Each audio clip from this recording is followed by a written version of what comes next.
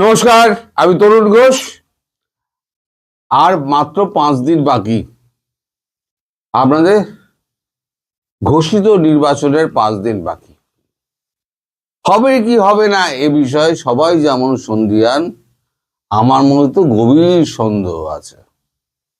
তো যাই হোক, হোক বা নাই হোক, সে তো পরের কথা। এখন এই বাংলাদেশ ইস্যুতে এখন একটা মারাত্মক একটা ঘোরেল অবস্থা চলছে। ঘোরেল অবস্থা কিরাম? ঘোরেল অবস্থা হচ্ছে কূটনীতিতে একটা মারাত্মক পালা বদল হচ্ছে। Bangladesh out, India in. কোন প্রসঙ্গে? সেটা হচ্ছে কূটনীতি প্রসঙ্গে। যেখানে বাংলাদেশকে প্রাধান্য দিয়েছিল আমেরিকা, সেই বাংলাদেশের এই হাল দেখে আমেরিকা এখন ভারতের পালে হাওয়া লাগিয়ে তুফান তুলে দিয়েছে। ব্যাপারটা কিরাম? আমি আপনাদের বলেছিলাম একটা চুক্তি হতে যাচ্ছে, 10 বছরের চুক্তি হতে যাচ্ছে। চুক্তিটার নাম আমি আপনাদের বলে দিচ্ছিলাম, সবই বলেছিলাম, শুধু আপনাদের স্মরণে করে দিই। আপনারা তো ভুলে যান, ভুলে গেলে পরে তারপরে যখন হয় তখন আমায় গুজববাজ বলে ডেকে দেন। আজ দেখবো আপনাদের কজন আমায় গুজববাজ বলেন। এবং আমি যাওয়ার সময় দুটো প্রশ্ন রেখে যাব। যারা অতিশয় বুদ্ধিমান মানুষ, আশা করি তারা আমার এই দুটো প্রশ্নের উত্তর দিতে পারবেন। আমায় কমেন্টে জানাবেন। আর যদি না উত্তর দিতে পারেন তাহলে আমায় হাত তুলে বলে দেবেন যে আমরা উত্তর দিতে পারলাম না।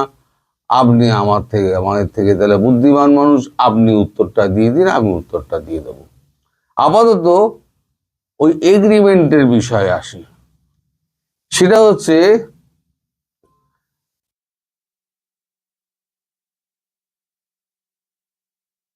Common interest in South Asia, Central Asia, Quad, Bay of Bengal and Indo-Pacific agreement 2026 to 2036।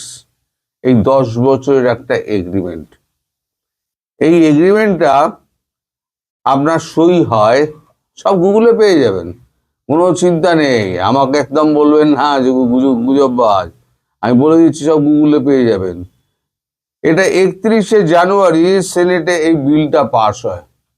31শে জানুয়ারি এই বিলটায় $121 মিলিয়ন একটা সহায়তা আছে। কেন এই ডলারের সহায়তা এবং কি জন্য সহায়তা আমি সব বলে দিচ্ছি, সে প্রসঙ্গে আসছি।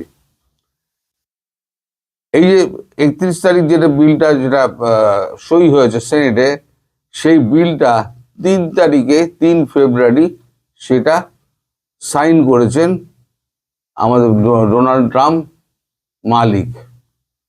তিনি সাইন করে দিয়েছেন এবং 4 তারিখে আমাদের ওইখানে আমেরিকাতে গিয়ে পৌঁছন আমাদের বিদেশমন্ত্রী এস জয়শঙ্কর। তার সঙ্গে ওই বিলটা নিয়ে তখন কথাবার্তা হয় এবং একটা ক্লোজ ডোর মিটিং হয়েছিল। আমি আপনাদের বলেছিলাম ডক্টর জয়শঙ্কর মার্কো রুবিওর সঙ্গে একটা ক্লোজ ডোর মিটিং হয়। সেই মিটিংয়ে শেখ হাসিনার সঙ্গে কথা হয়েছিল, সেটাও আমি বলে দিয়েছিলাম। এখন যেটা পরে জানতে পেরেছি সেটা হচ্ছে ভিডিও কলিং হয়েছে। আচ্ছা, সবাই আমায় জিজ্ঞেস করেন যে এই যে সিকিউরড লাইন বলেন ব্যাপারটা কি? সিকিউরড লাইন হচ্ছে এমন একটা ফ্রিকোয়েন্সি দুজনেই ভাগ করে নেয়। ধরুন মার্কিন যুক্তরাষ্ট্র ভারত এমন একটা ফ্রিকোয়েন্সি ভাগ করে নিল, ওই ফ্রিকোয়েন্সি অন্য কেউ জানতে পারবে না। ওই নির্দিষ্ট ফ্রিকোয়েন্সির মাধ্যমে ভারত এবং বাংলাদেশ দুজনেই ওই ফ্রিকোয়েন্সির মাধ্যমে যোগাযোগ করে। সেটা হচ্ছে আপনার সিকিউরড লাইন বলা হয়। এই যে সমস্ত আমাদের রাষ্ট্রনেতারা কথাবার্তা বলেন না, তারা সবসময় ওই রকম আলাদা করে বিভিন্ন সময় বিভিন্ন রকমের সিকিউর মানে ওয়েভ লেন্থে তারা কথাবার্তা বলেন। তো যাই হোক, সেখানে ওই তাদের মধ্যে কথাবার্তা হয়েছে এবং শেখ হাসিনার সঙ্গেও কথাবার্তা হয়েছে সেটাই পরে আসছি। এখন এই যে $121 মিলিয়ন যেটা সহায়তা বিল দেওয়া হচ্ছে, সহায়তা বিল কেন? আগে আপনাদের মনে আছে, আগে আপনার ঠিক ছিল যে বাংলাদেশ থেকে একটা মায়ানমার করিডোর করা হবে, আরাকান করিডোর যেটা নাম দেওয়া হয়েছিল। সেই করিডোরটা নিয়ে সেনাবাহিনীর সঙ্গে খলিলুর রহমানের একটা চূড়ান্ত একটা বাকবিতণ্ডা হয় এবং সেনাপ্রধান ওয়াকারুজ্জামান বলেছিলেন নো ব্লাডি করিডোর। মনে পড়ছে সেই নো ব্লাডি করিডোর? সেই নো ব্লাডি করিডোর বলেছিলেন। আসলে হচ্ছে এই যে 121 মিলিয়ন যে ডলারটা, এই 121 মিলিয়ন ডলারে খন্ডাংশ 121 মিলিয়ন ডলারের একটা অংশ, সেইটা কে কত নেবে? খলিলুর রহমান এবং ওয়াকারুজ্জামান দুজনের মধ্যে কে কত নেবে সেটা নিয়ে হচ্ছে কথা হচ্ছিল। এখন এই কথাবার্তা যখন চলে সেই সময়তে, 1 মিনিট ধরবেন,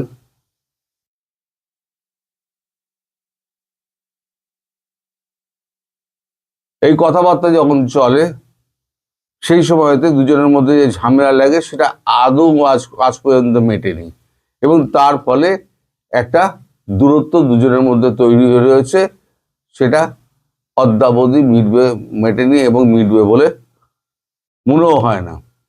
আচ্ছা, আর একটা এর মধ্যে ওই যেটা ছিল সেগমেন্ট, যেটা ছিল সেগমেন্টে ভাগ করা ছিল কিছু কিছু পয়েন্ট, যেমন আকাশ এবং সমুদ্র পথে আপনার international terrorism, cross border terrorism, অর্থায়ন, এরম যদি হয় তাহলে পরে দুপক্ষই সার্জিক্যাল স্ট্রাইক করতে পারবে। 2 নম্বর ছিল ইন্দো প্যাসিফিক অঞ্চলে গণতন্ত্র, নিরাপত্তা, মানবাধিকার, আইনের শাসন, সমস্ত ধরনের অর্থনৈতিক ও সামাজিক কর্মকাণ্ড পূর্বের ন্যায়, মানে শেখ হাসিনার সময় সেই পূর্বের ন্যায় সর্বাত্মক সহযোগিতা, সমঝোতা ও পারস্পরিক মর্যাদার ভিত্তিতে কাজ করবে পরবর্তী বাংলাদেশ সরকার, ভারত এবং ওয়াশিংটন, 3 জনে একযোগে কাজ করবে। কৌশলগত সিদ্ধান্ত বাস্তবায়ন চলমান থাকবে। প্রতি 3 মাস ভারত এবং মার্কিন যুক্তরাষ্ট্র এই যে 10 বছরের এগ্রিমেন্ট হচ্ছে, এই 10 বছরের এগ্রিমেন্ট এই রিভিউ করবে। শেখ হাসিনার সঙ্গে যখন কথাবার্তা হয় তখন মার্কো রুবিও শেখ হাসিনাকে বলেন যে বাংলাদেশে দৃঢ় গণতন্ত্র, আইনের শাসন, মানবাধিকার রক্ষা কাজ করা ওয়াশিংটন অঙ্গীকারবদ্ধ। ঢাকার কাছে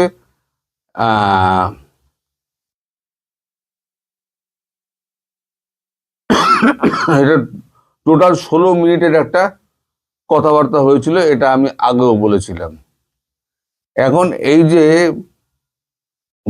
বাংলাদেশ নীতি পুনর্বিন্যাস এবং চূড়ান্তকরণ, বাংলাদেশ এবং মায়ানমার ও ইন্দো প্যাসিফিকের নিরাপত্তা, এর দুজনের মধ্যে দুজনেই ভারত এবং মার্কিন যুক্তরাষ্ট্র দুজনকে সমানভাবে ভাগ করে নিয়ে দেখবে। কখনো কোনো কাজটা মার্কিন যুক্তরাষ্ট্র করবে, কখনো ওভারল্যাপ করে মার্কিন যুক্তরাষ্ট্রের ভারতের কাজটা ওভারল্যাপ করে মার্কিন যুক্তরাষ্ট্র করবে।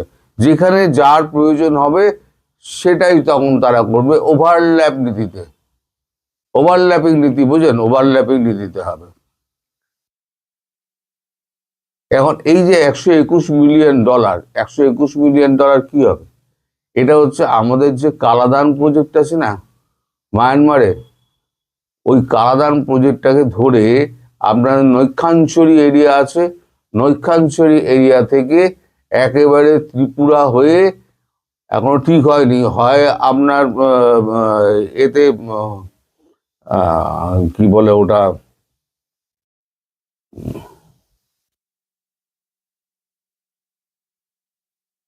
ত্রিপুরা হয়ে মায়ানমার ছুঁয়ে কাম্বোডিয়া পর্যন্ত পৌঁছে যাবে।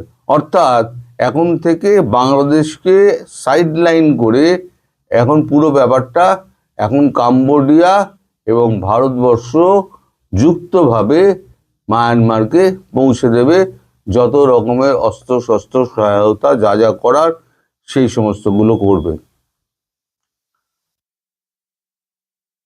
মায়ানমার ইস্যুতে ভারত যেমন আমেরিকাকে সমর্থন করবে, তেমনি বাংলাদেশ ইস্যুতে ইউনাইটেড স্টেটস ভারতকে সমর্থন করবে। ভারতের চোখ দিয়ে ইউনাইটেড স্টেটস দেখবে এমন কোনো কথা কিন্তু আলোচনা হয়নি। আলোচনা এটাই হয়েছে স্বার্থ, একে অপরের স্বার্থ সুরক্ষিত করে চলবে।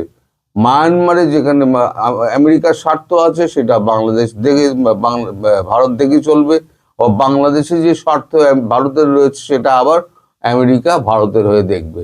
এটাই হচ্ছে ওভারল্যাপিং সিস্টেমে দুজনের মধ্যে কাজ করবে। আমাদের যে এখানে জয়শঙ্করজি ওখানে গিয়ে আমেরিকার ভিজিট যখন করছেন, তখন এখানে কিন্তু ব্রেন ক্রিসেন্টন তিনি গিয়ে প্রণয় বার্মার সঙ্গে দেখা করছেন। এখন প্রণয় বার্মার সঙ্গে দেখা করার আগে, ঠিক দেখা করার আগে উনি গিয়েছিলেন তারেক রহমানের বাড়িতে। তারেক রহমান বাড়িতে ছিলেন কি ছিলেন না আমি জানি না।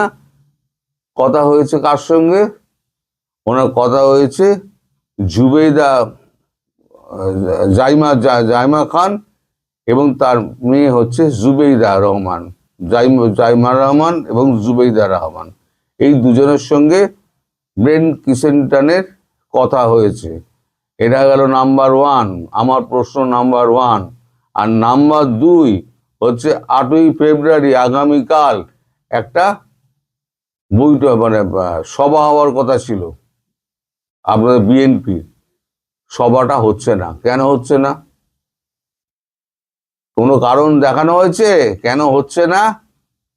আপনারা যারা অতিশয় বুদ্ধিমান আছেন, যারা আমার ভিডিওতে প্রচুর কমেন্ট করেন, আপনাদের মতো বুদ্ধিমানের কাছে আমি প্রশ্ন রেখে গেলাম যে এই দুটো কাজ কেন হলো।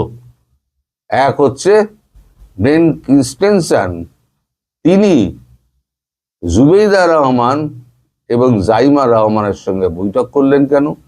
আর 2, কোনো কারণ না দেখিয়ে 8 তারিখের প্রোগ্রামটা পল্টনে যেটা হওয়ার কথা ছিল সেটা বাতিল হলো কেন? এই দুটো প্রশ্নের জবাব আমাকে দেবেন কমেন্টে। আমি উদ্গ্রীব হয়ে থাকবো কমেন্টে আপনাদের পড়ার জন্য। যারা এই সমস্ত আমায় গুজববাজ লিখে বেড়ান না এবং বলেন যে যত ঢপ মারছে ও মারছে তমুক মারছে, মেয়াদ উত্তীর্ণ গঞ্জিকা সেবন করে যারা লেখেন, তারা একটু গঞ্জিকা একটুখানি ভালো করে পুরফুর ভরে টান দিয়ে গুগলে একবার সার্চ করে দেখবেন 31 জানুয়ারি এই ধরনের এগ্রিমেন্ট সেনেটে অ্যাপ্রুভ হয়েছে কিনা, এই 121 মিলিয়ন ডলারের একটা সহায়তা বিল হয়েছে কিনা, এবং 3 তারিখে সেটা আমাদের মালিক সই করে ভারতের সঙ্গে ভাগাভাগি করে নিয়েছে কিনা 4 তারিখে। এই টোটাল ব্যাপারটা, ওই জন্য বলছি কূটনীতিতে সব কিছুই বদলে গিয়েছে। এই যে ভারতের এখন জায়গাটা নিয়ে নিয়েছে, এই বাংলাদেশের জায়গাটা নিয়ে নিয়েছে ভারতের পালে এখন আমেরিকার হাওয়া। সুতরাং অনেক কিছুই অকল্পনীয়ভাবে বহুদিন ধরে বলে যাচ্ছি, আপনাদের চোখের আড়ালে, পর্দার আড়ালে খেলা চলছে, সেগুলো আপনাদের চোখের সামনে চলে আসবে। এই সমস্ত ব্যাপারটা যেটা বললাম সব কিন্তু আপনাদের প্রধানমন্ত্রী শেখ হাসিনা জানেন। আমার মাঝে মাঝে খুব সন্দেহ হয় ওই মাটিতে শেখ হাসিনার মতো একজন ব্যক্তিত্ব জন্মালেন কি করে।